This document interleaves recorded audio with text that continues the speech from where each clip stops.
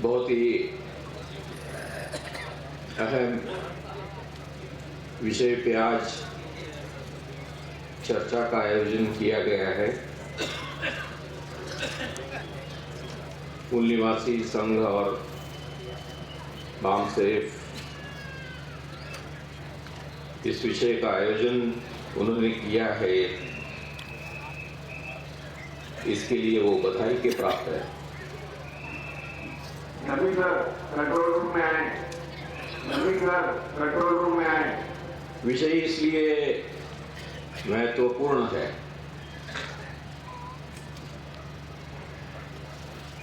कि इस देश में गए 2-2.5 बरस में जिस तरीके से जो पेरीफेरी पे रहने वाले लोग थे वो पेरीफेरी पे रहते नहीं थे, डॉक्टर बाबा साहब आम्बेडकर ने उनको पेरीफेरी पे खदेड़ दिया था। और ये सारे लोग सेंटर में आके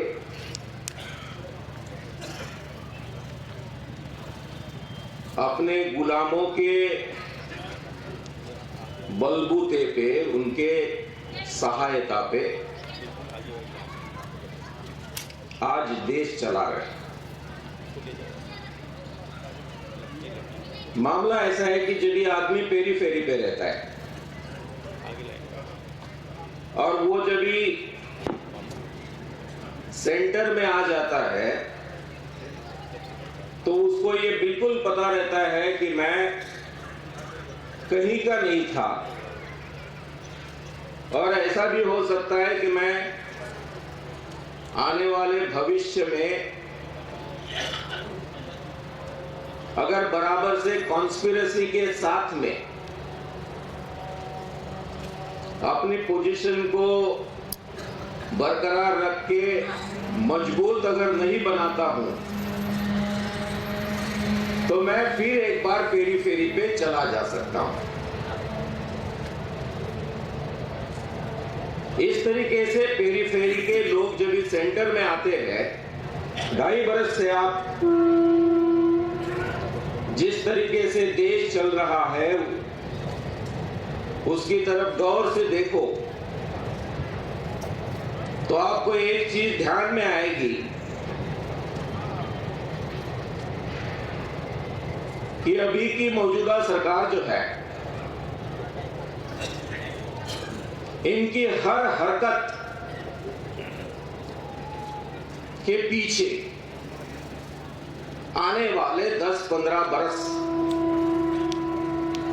हम किस तरीके से सत्ता में रहेंगे, ये सब अरेंजमेंट उनके हर हरकत में मुझे दिखती है।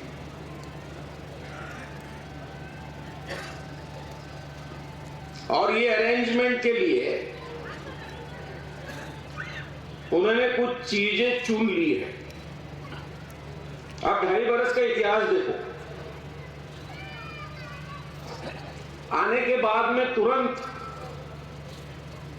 पहले अगर कुछ चीज की रही होगी तो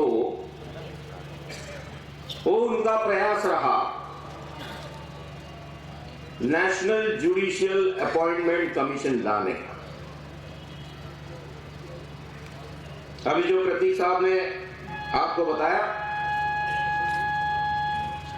क्योंकि ये चीज ऐसी लाई और एकदम शुरू में लाई ताकि ये लाने के बाद में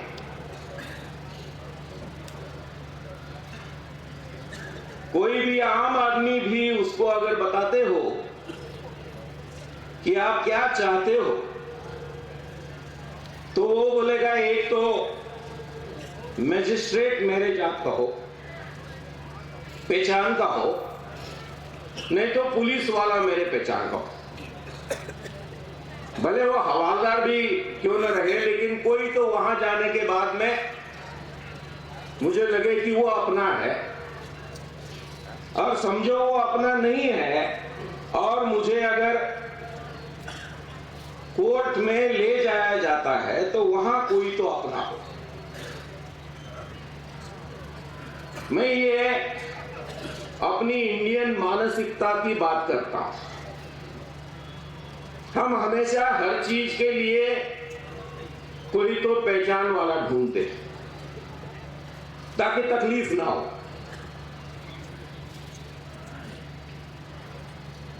अगर सरकार को कौन सी भी चीज करनी है, जिस तरीके से 1975 में इमरजेंसी आ गई,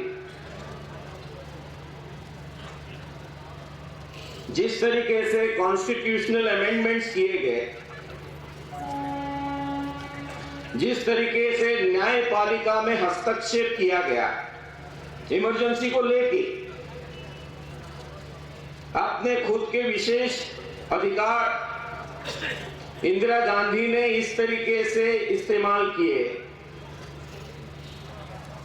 कि इस देश में जो चीज कभी नहीं हुई थी वो सुप्रीम कोर्ट में जो कतार में थे उनको सुपरसीड करके अपना आदमी लाया गया।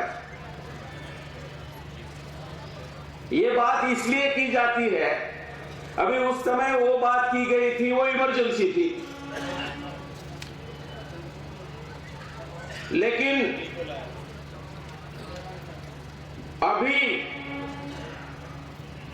जो चीजें की गई है वो चीजें अगर इंदिरा गांधी रहती थी, कांग्रेस वाले फिर भी है, तो जो चीजें इमरजेंसी में यशस्वी नहीं हो पाई वो सारी चीजें अभी इमरजेंसी ना होने के बावजूद भी यशस्वी है। और उसमें जो इंपॉर्टेंट चीज है कि जुडिशरी अपने हाथ में कैसे रहे, और ये जुडिशरी अपने हाथ में रहने के लिए नेशनल जुडिशियल अपॉइंटमेंट कमीशन के लिए 99th कॉन्स्टिट्यूशनल अमेंडमेंट की गई। 99th कॉन्स्टिट्यूशनल अमेंडमेंट के साथ अगर आप देख रहे हो तो वहां 6 लोग हैं, 7 नहीं है नेशनल जुडिशियल अपॉइंटमेंट कमीशन में। सुप्रीम कोर्ट के चीफ जस्टिस है और 2 सीनियर जजेस है,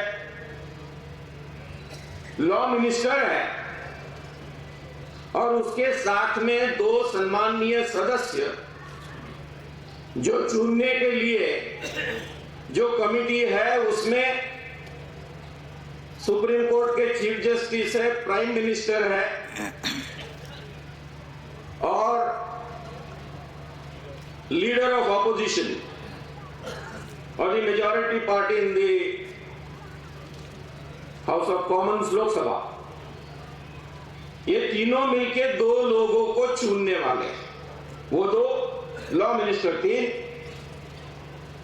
और दूसरी तरफ चीफ जस्टिस ऑफ इंडिया और उसके 2 सीनियर मोस्ट जजेस। अभी बताइए कि ये 2 लोग जो चुने गए हैं, it goes without saying that those would be the nominee of Prime Minister himself, because he is the one in selection of those 2 people. वो 2 को चुनने वाला प्राइम मिनिस्टर जब है तो चीफ जस्टिस की या अपोजिशन लीडर की, भले अपोजिशन लीडर बोले तो भी प्राइम मिनिस्टर वो वहां अपने 2 बंदे ला सकता है। और ये जो बनाए गए, ये किस लिए बनाए गए कि इन लोगों ने आने वाले भविष्य में जजेस को चुनना है। मतलब जजेस को चुनने की जो सिस्टम थी वो पहले जजेस के हाथ में थी। हमारे एक बड़े पुलिस वाले KPS गिल साहब ने बताया था कि दुनिया में एक ऐसा देश है जहां जुडिशियरी अपने बाकी जजेस खुद ही चुनती है। उनको अगर प्रमोशन देना है, डिमोशन करना है, उनके ऊपर अगर कुछ इंक्वायरी करनी है तो ये सब वही तय करेंगे। और बताइए, इन्होंने चुने हुए जजेस के बारे में इतने सारे देश में कहीं न कहीं हमें सुनने को आता है। आप अगर काटजू साहब के वीडियोस अगर देखोगे, मुझे जुडिशियरी पे एकदम पक्का विश्वास है, लेकिन काटजू साहब बताते हैं कि उनका विश्वास नहीं है। हाँ, उनका विश्वास है, मेरा पूरा भरोसा है। एक तो मैं पुलिस वाला हूं, लेकिन काटजू साहब बड़े फुल फोर्स से बताते हैं कि उनका बिल्कुल विश्वास नहीं है, और नाम लेके बताते हैं। और उनका नाम जिन्होंने लिया था, जिसके लिए फाइलें लेके वो चीफ जस्टिस के पास जाके बैठे थे कि भैया कम से कम इसको तो मत लो, तो बाकी सबको छोड़ के उसी को लिया गया। इसमें अपने देश की जुडिशियरी क्या है? मैं नहीं बोल रहा हूं, काटजू साहब बोल रहे हैं। ये है कोलेजियम सिस्टम। अब ये कोलेजियम सिस्टम जो है वो अपने जजेस खुद ही चुनती है, खुद ही प्रमोट करती है, और उसमें रिजर्वेशन नहीं है। हायर जुडिशियरी में रिजर्वेशन नहीं है। आप इसके बारे में सारे अखबारों के रिपोर्ट्स, अगर एनजेएससी का जब जन्म हुआ, जब अमेंडमेंट हो गई, और वो अमेंडमेंट जैसे ही उसको चैलेंज किया गया, उसको अल्ट्रा वायरस करार करके संविधान के खिलाफ है ये अमेंडमेंट, संविधान को रिस्पेक्ट नहीं करती,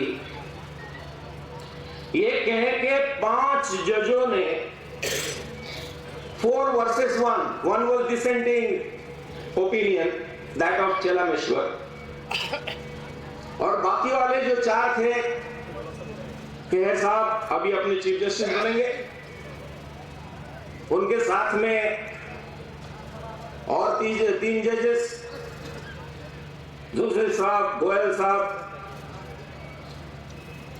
ये सारे लोगों ने मिलके, 4 लोगों ने बताया कि ये कॉन्स्टिट्यूशन के खिलाफ है, एक ने डिसेंडिंग ओपिनियन दिया और बताया ये कॉन्स्टिट्यूशन के खिलाफ नहीं, अपनी पहले वाली सिस्टम जो है उसको कॉन्स्टिट्यूशनल मान्यता ही नहीं है। वो तो एक दिमाग में से आई हुई थी। बहुत बड़ा आदमी है जस्टिस पीएन भगवती, उन्होंने 93 में ये सिस्टम को जन्म दिया था, जिसको कोलेजियम सिस्टम कहा जाता है। अगर 93 में कोलेजियम सिस्टम का जन्म हो गया, तो उसके पहले ही अपने देश में और एक व्यवस्था आ गई थी, जिसके लिए शायद बोरकर साहब हमको लड़ना पड़ेगा। इंदिरा गांधी ने इमरजेंसी लाई, बाकी सारे नसबंदी किए, ये किए, वो किए, अनशन फलाना ढिकना, उसके बारे में बताने वाले अपने अपने प्रेजुडाइसेस देते रहते हैं। कोई उनकी तारीफ करते हैं कांग्रेस वाले, विरोधक उनकी आलोचना करते हैं, अपनी दुकानदारी चालू रखते हैं। लेकिन 42nd अमेंडमेंट जो है, वो 42nd अमेंडमेंट में एक बहुत अहम चीज उन्होंने की। जो चीज है ऑल इंडिया जुडिशियल सर्विसेज को मान्यता दी गई, और वो कॉन्स्टिट्यूशनल अमेंडमेंट है। और ये कॉन्स्टिट्यूशनल अमेंडमेंट जो है,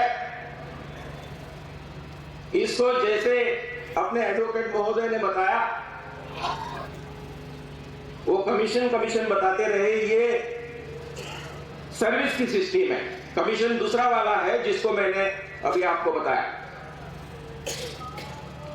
तो हम अभी 3 चीजों के बारे में हमको गौर करना है। ध्यान से सुनो, क्योंकि हमको स्ट्रेटेजी बनानी है, इसलिए आज की सभा है, ये मैं मानता हूं।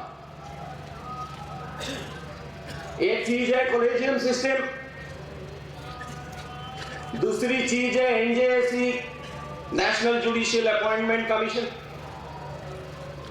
और तीसरी चीज जो है वो है ऑल इंडिया जुडिशियल सर्विसेज। अभी ये 3 चीज में अगर कॉलेजियम नहीं चाहिए तो एनजेएसी गवर्नमेंट ने जल्दी लाया। इनफैक्ट गवर्नमेंट तभी क्या कर सकती थी, अगर कॉलेजियम नहीं चाहिए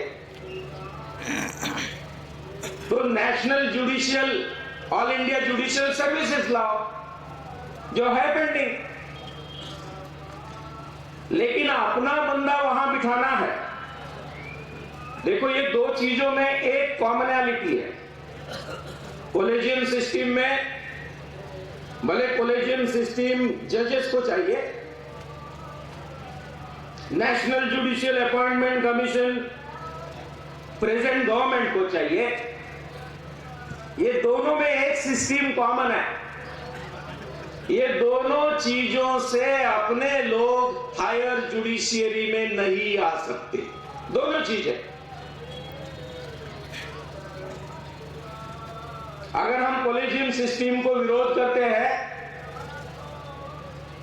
तो इस देश में जो जाति व्यवस्था को बरकरार रखना चाहते हैं वो कहते हैं हमको एनजेएसी चाहिए।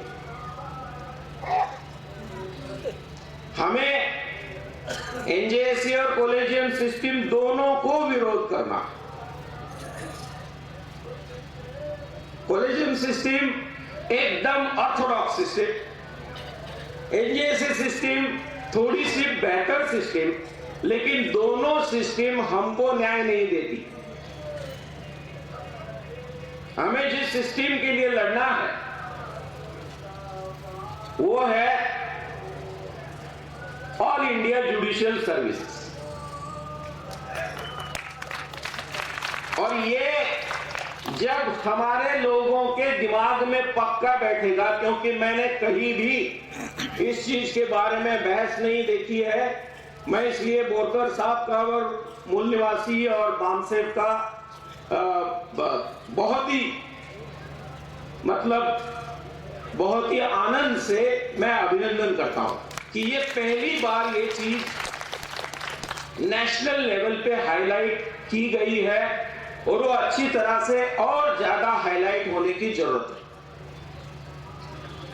आप अगर इसके ऊपर पूरा लिटरेचर देखोगे, एक अच्छा पेपर है 50 पन्नों का, जिसके ऊपर ये सिस्टम के बारे में हर चीज लिखी हुई है। जिस तरीके से आईएएस रहता है, आईपीएस रहता है, यूपीएससी रहता है, Indian administrative service, Indian police service,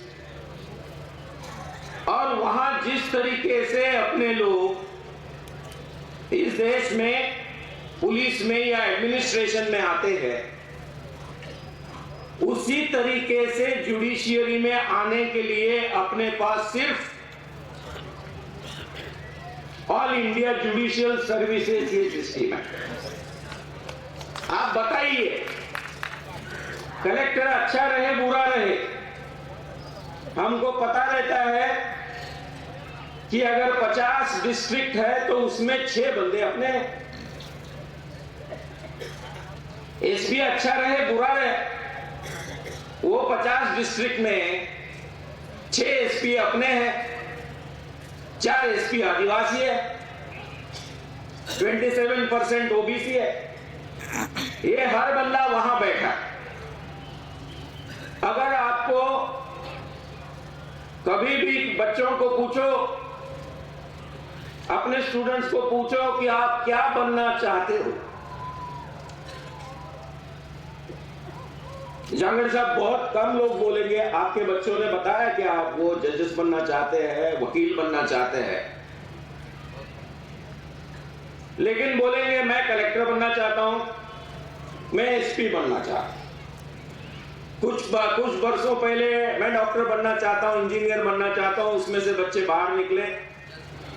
अभी कलेक्टर बनना चाहता हूं, एसपी बनना चाहता हूं, जज बनना चाहता हूं। मैंने नहीं सुना, कभी नहीं सुना।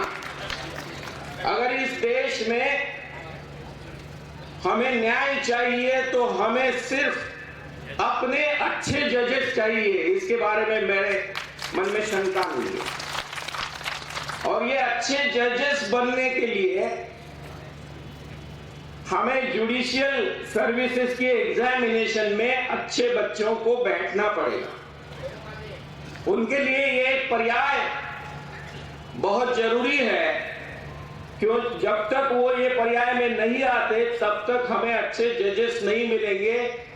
और ये पर्याय के लिए हमको ऑल इंडिया जुडिशियल सर्विसेज की जरूरत है और इसके लिए अमेंडमेंट हुई है। ऐसा नहीं है कि प्रावधान नहीं है। देखिए, हर बंदा बताता है कि कॉलेजियम सिस्टम में बहुत डिस्क्रिपेंसीज है, डेफिशिएंसीज है, कमी महसूस की गई है, वो पर्याप्त नहीं है, उसको कॉन्स्टिट्यूशनल वैलिडिटी नहीं है, उसको हटाना पड़ेगा। लेकिन कभी भी इस चीज के बारे में बहस नहीं की जाती कि उसके लिए जो पर्याय उपलब्ध है वो लागू करने के बाद बारे में कभी भी बहस मैंने आज तक नहीं देखी। ये पर्याय लागू करने के लिए हमको बड़ा आंदोलन खड़ा करना पड़ेगा, क्योंकि इसके खिलाफ जो चीजें बताई जाती है कि ये पर्याय सही क्यों नहीं है, आप सुन के चौंक जाओगे। ये पर्याय इसके लिए सही नहीं है। बताया जाता है कि अगर ये सर्विस देने के बाद में बच्चे जब भी जजेस बनेंगे, स्टूडेंट्स जब भी जजेस बनेंगे, तो कहीं रिमोट एरिया में उनकी पोस्टिंग हो जाएगी तो जाने के लिए तैयार नहीं रहेंगे। अरे ये क्या जस्टिफिकेशन हो सकता है क्या? दूसरा जस्टिफिकेशन दिया जाता है कि अगर वो जज बन के तमिलनाडु का लड़का अगर जज बन के महाराष्ट्र में आ गया तो उसको लैंग्वेज का प्रॉब्लम रहेगा। तमिलनाडु का कलेक्टर छत्तीसगढ़ में आया नहीं क्या? उसको छत्तीसगढ़ी लैंग्वेज, हिंदी लैंग्वेज आती नहीं है क्या? रायपुर में आया नहीं क्या?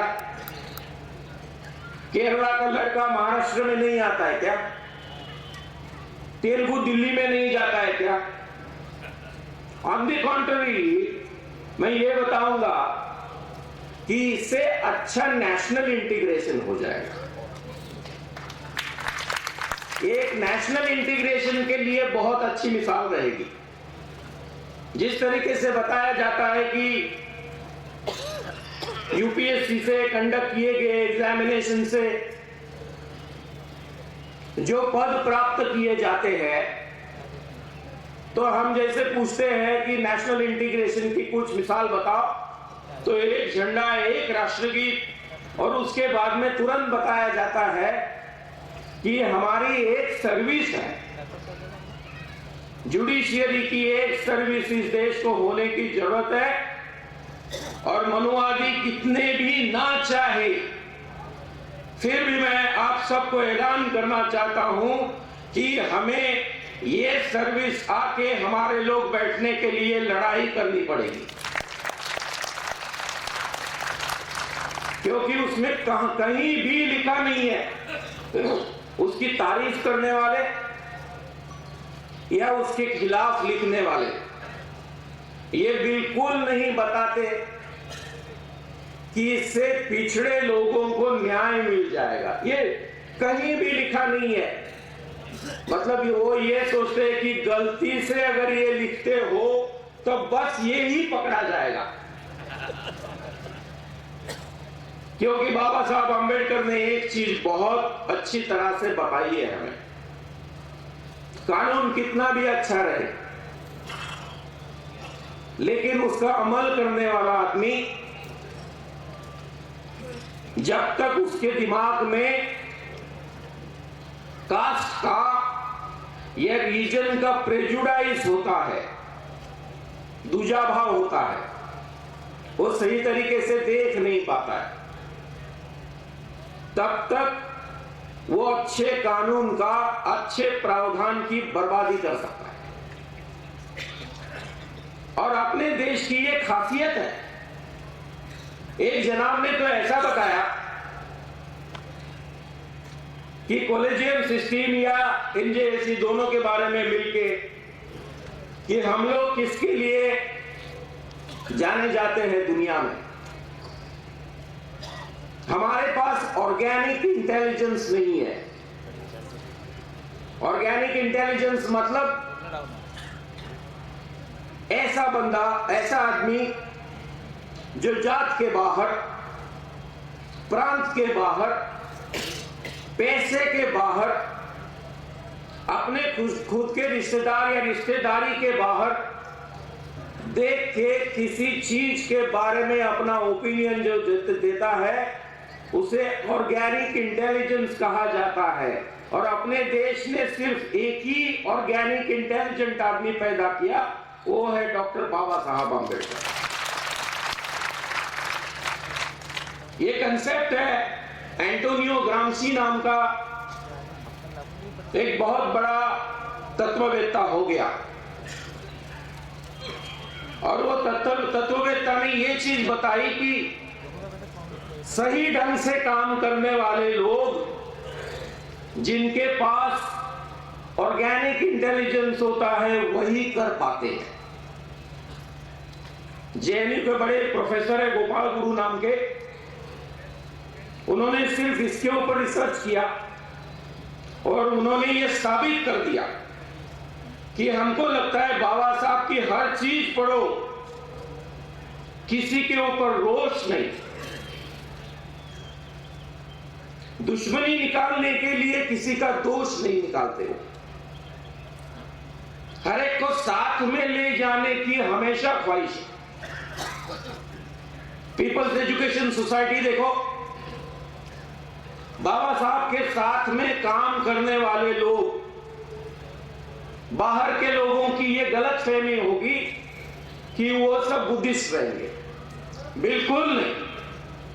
बाबा साहब का इतना बड़ा ग्रंथों का भंडार, मैं उसका विटनेस रह चुका हूं। मैं वो जनाब को मिला हूं, रेगे नाम के जनाब थे, एसएस रेगे।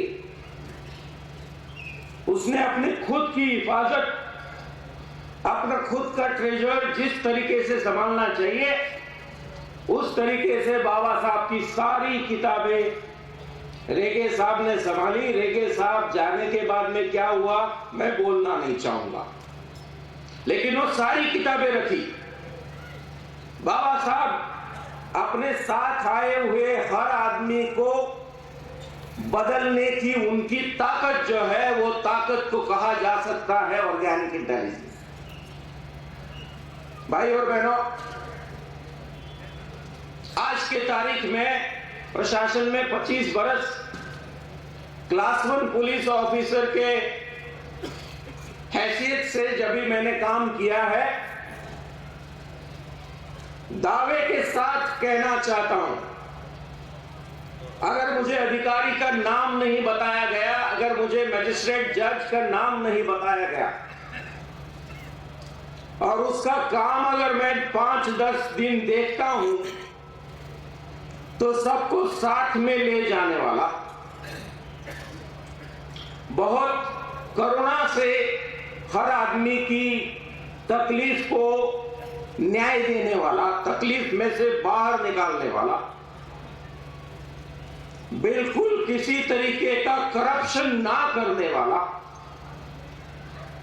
महिलाओं को न्याय देने वाला, गरीब तबके का, आदिवासी, दलित, पीड़ित, शोषित, वंचित, गांव के आदमी के बारे में हमदर्दी रखने वाला आदमी अगर कोई है तो वो बाबा साहब आंबेडकर का अनुयायी है। मैं देख के आया, 25 बरस मैंने ये देखा। और उसकी वजह यह है कि उसके पास भी हर सारे दुख सहन करने के बाद में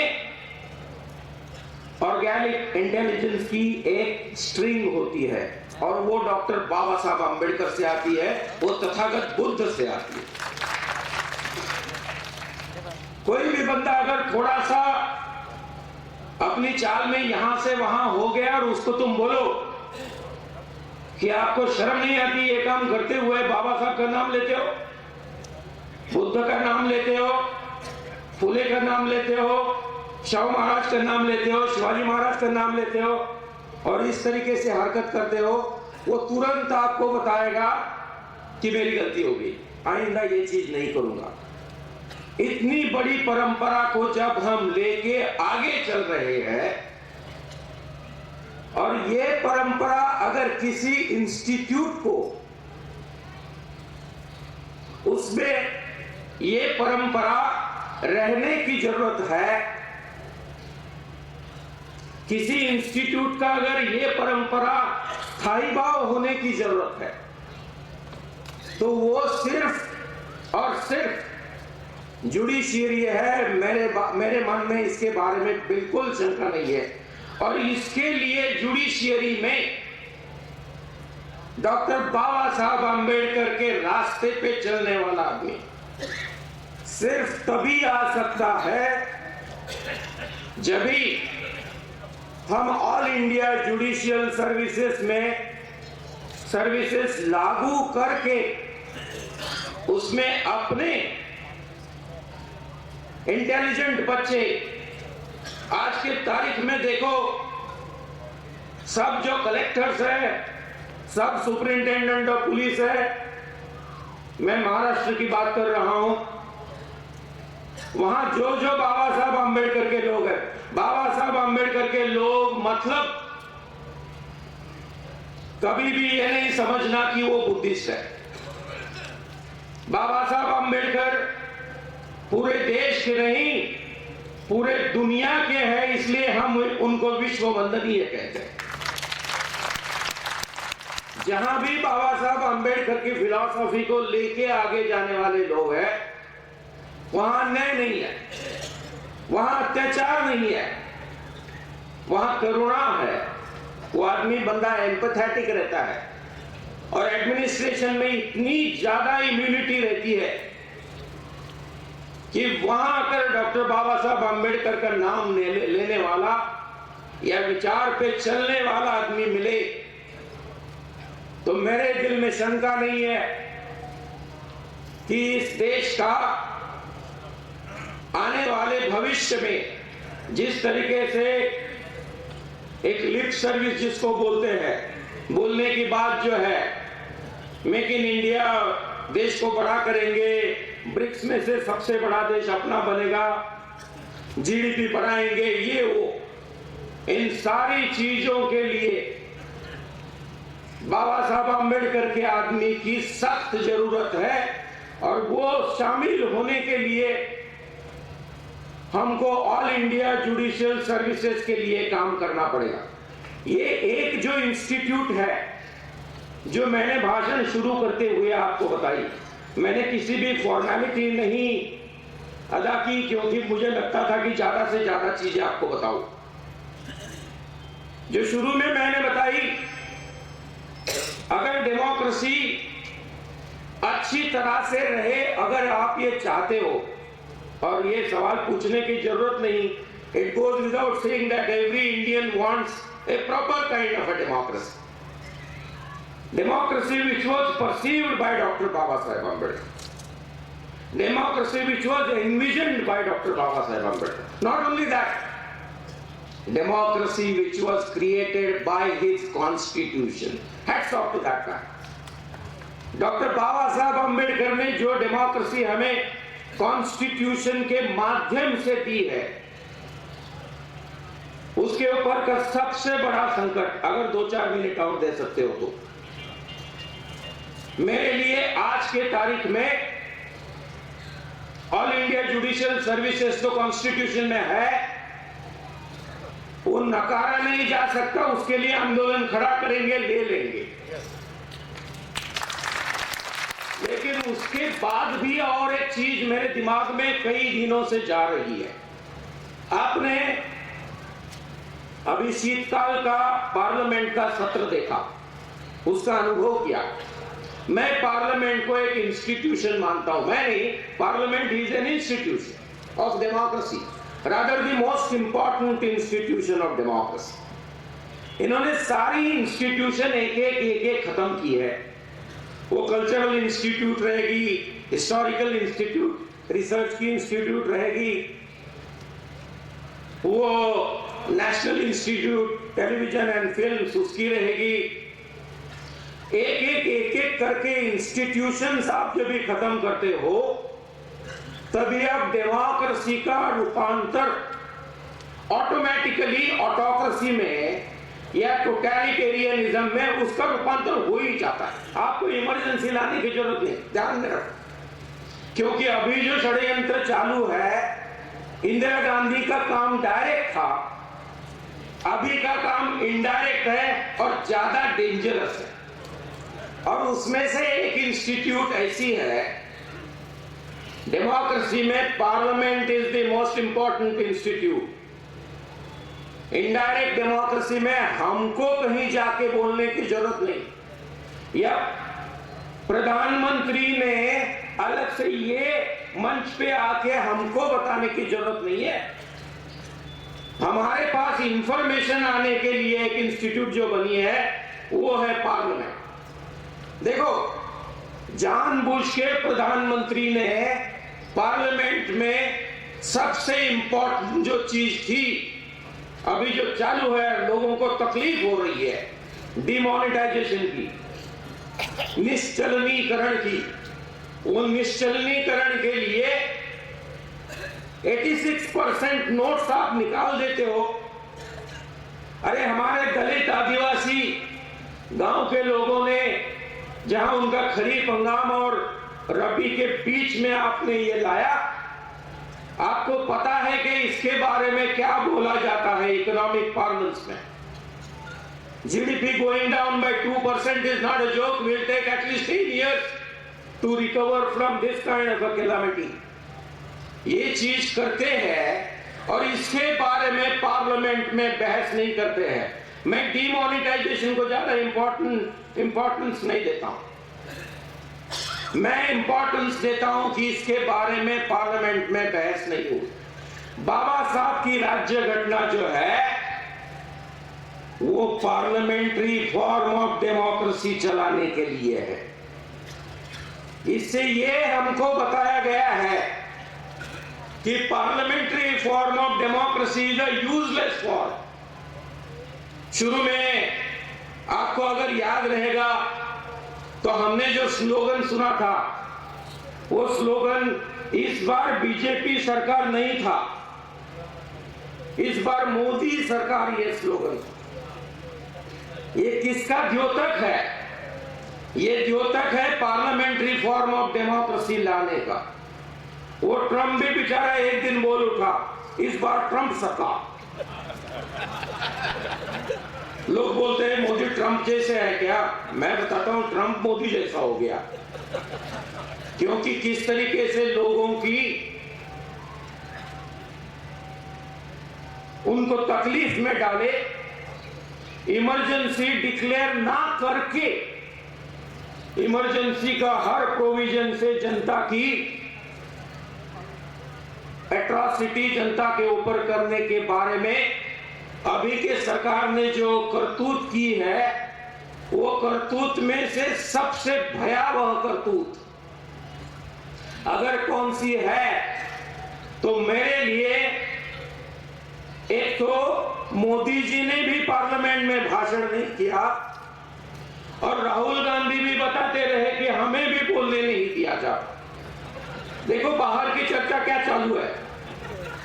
हमारा आदमी भी आपको ये बोलते हुए नजर आएगा कि अगर दोनों बताते हैं कि हमें बोलने नहीं दिया गया, तो क्या वो वहां बैठे हुए और उनको हम चुन के देते हैं, वहां उनको भेजते हैं, वो सिस्टम ही गलत है।